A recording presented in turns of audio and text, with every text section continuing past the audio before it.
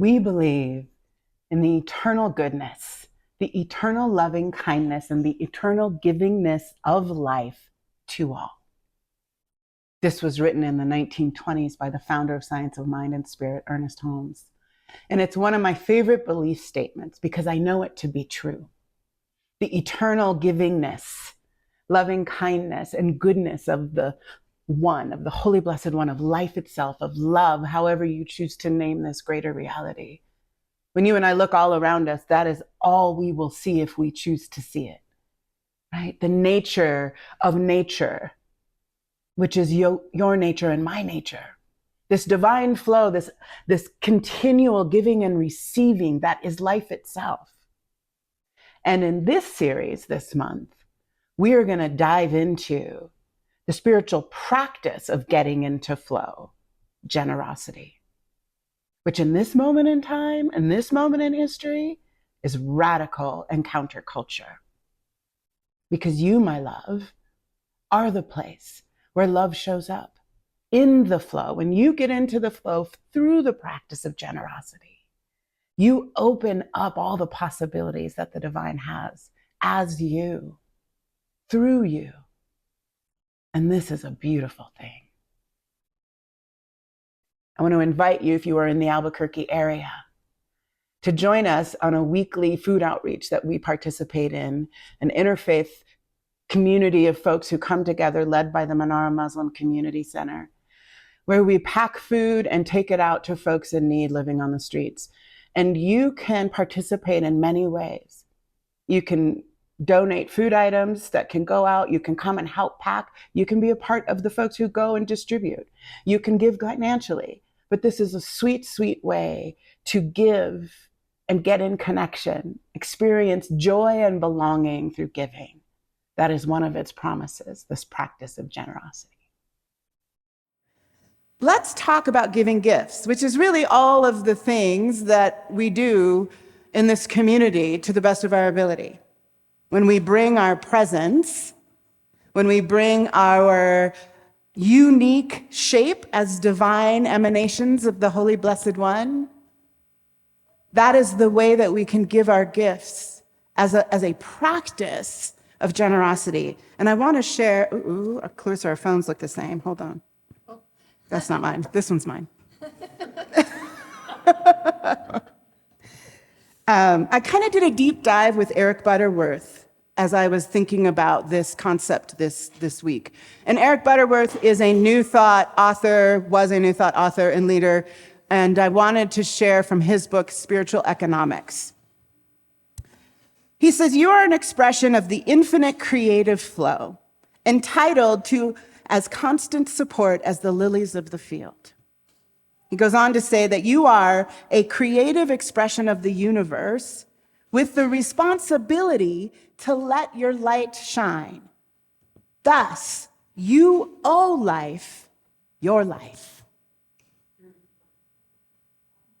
You owe life your life. So when we talk about giving gifts, we're talking about the creative expression of the divine that is moving through your life, as your life. We talk about the divine as the infinite givingness, the eternal givingness in our blessing and one of our quotes from Ernest Holmes this month. This givingness could also be thought of as the unending creative force that is creation.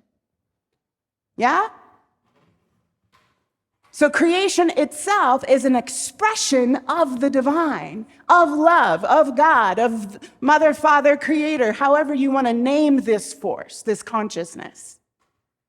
It is expressing itself as life itself, which means you are an expression, you are a creation of this force, of this goodness, of this love. But you are also the micro of the macro, right? As above, so below. Which means you too are a creative force who is here to express your nature as life itself. So when we talk about generosity and givingness, we are talking about you expressing the truth of who you are, and your life, your lived life, your expression, your creative experience as your life gifted to life itself is your responsibility as a member of this one life. To give your gifts, which is far greater than the idea of giving your money, even your time or your resources. The most important givingness you have to give is the expression of your best and most well-lived life. It was National Coming Out Day yesterday. I got my stickers. It's good to be queer. And one of my most beloved humans on the planet is a trans man. I'm getting used to the idea that he's a trans man and not a trans boy anymore. And one of the most outrageous things I think he can do to contribute, to be a stand for the queer community, is to live his best life, right? For all of our babies over here, right? To live their best life. This is the most radical act we can do, particularly those of us living on the margins, is to give our whole aliveness to life itself. This is the biggest move towards justice we can do when we're queer, when we're on any margin, is to live unapologetically, wholly, and completely as the truth of who we are. Right? So this expression of the divine as life itself is a radical act to show up in life so alive, so shiny as the truth of who you are, and then to give that, to express that. Oh, I keep grabbing the wrong phone. Okay. Sorry, I shouldn't have.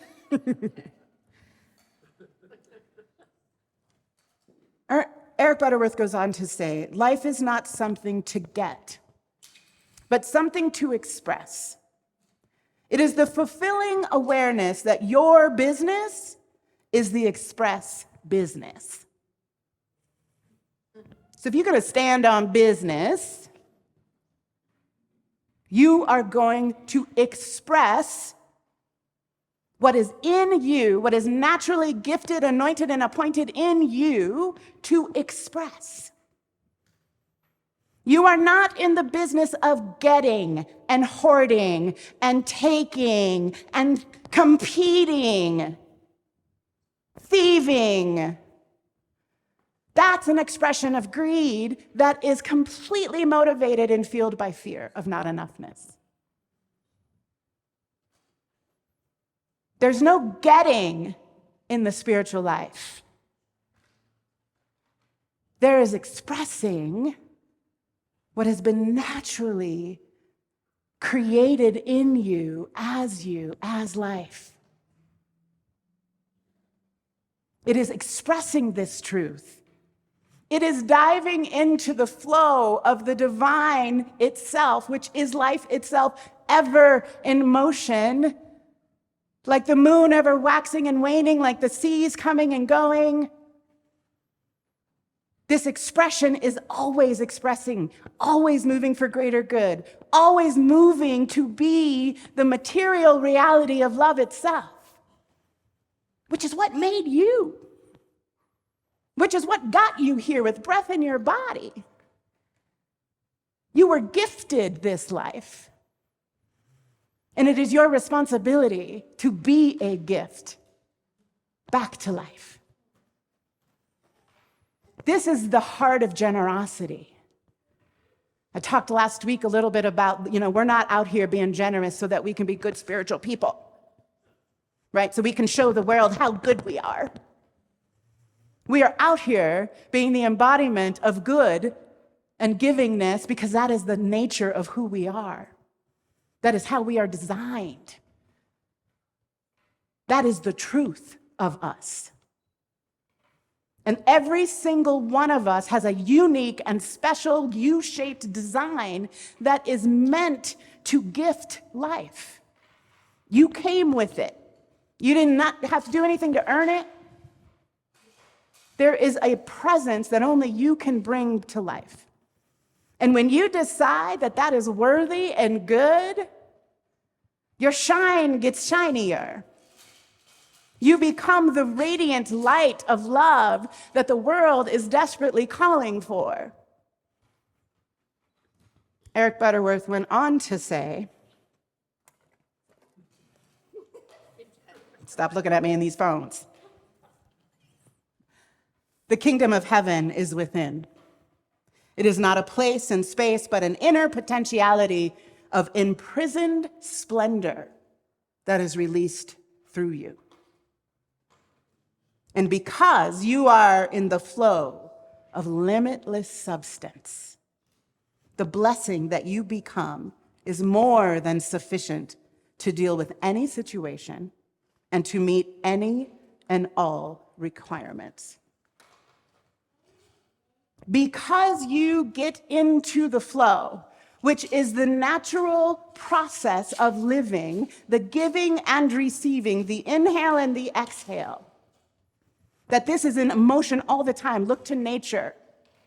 Science has been telling this story for a long time, right? The trees right now are releasing leaves to feed the ground that will then become the blanket for the soil life for the winter, that will then feed us in the spring as sprouts. This continual motion of life itself, the flow of life itself. And when we step into that flow of giving and receiving, we become the blessing that can meet any situation or circumstance as the solution.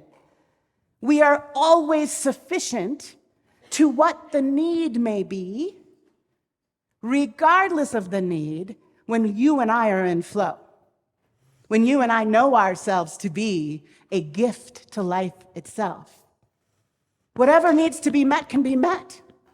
Whatever fabulous, wondrous, future-facing possibility that needs to be revealed through your mind and my mind and great idea is absolutely possible in that flow. Can you imagine that you might need to rise to an occasion to meet a need on the planet right now? That your aliveness is required to meet the circumstances of this planet. Yes? I'm gonna need some amens or something, y'all. The world is calling on you. Life is like, we need you. You drank the Kool-Aid and I need you to come on back to the truth.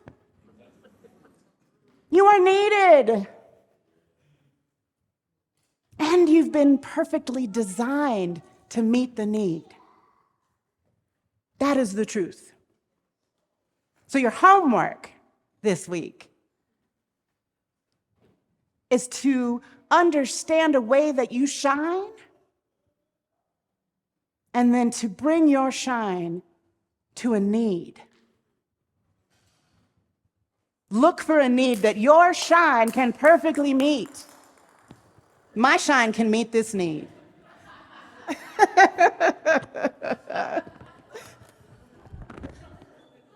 Thank you. Thank you, kiddos. So I encourage you to understand that and act on it this week. There is something unique about you and in you that is ready to meet a need in the world. Amen? And I want to offer you one more time our community blessing for the month. May you know the eternal goodness, loving kindness, and givingness of life flowing through you. May your gifts be released into the world, your relationships deepen in reciprocity, and your heart expand in joy. And may your conscious actions of generosity ripple outward as love made visible.